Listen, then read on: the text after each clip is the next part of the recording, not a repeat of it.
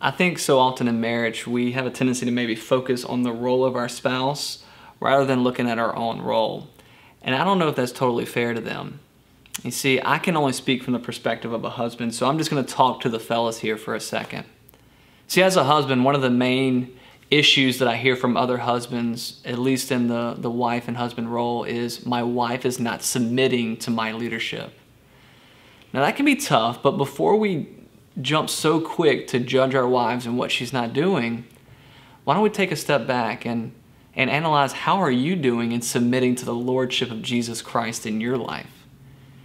See, if you're anything like me, I fall short in so many ways.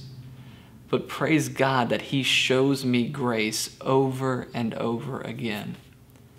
See, as husbands, we've been called to love our wives as Christ loves the church, to show grace to our wives as Jesus has shown grace to us.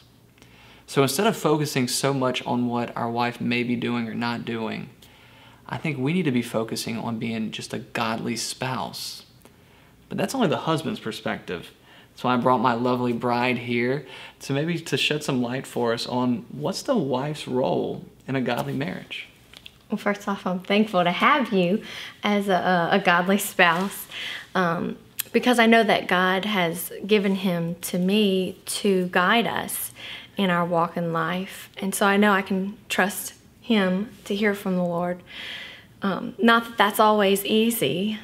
There were quite a few times, and brings me to think about the beginning of our marriage. I came into marriage thinking that the weekends were me-centered time and Zack was more ministry-oriented. So there was some conflict at the beginning, but I quickly realized that God had set aside the weekends for us to just spend time with people and to minister, and so faithfully over time he changed my perspective. But it wasn't until I was just trusting that Zack had our best interest, and God was faithful to show us together how we can grow and love on others and serve him.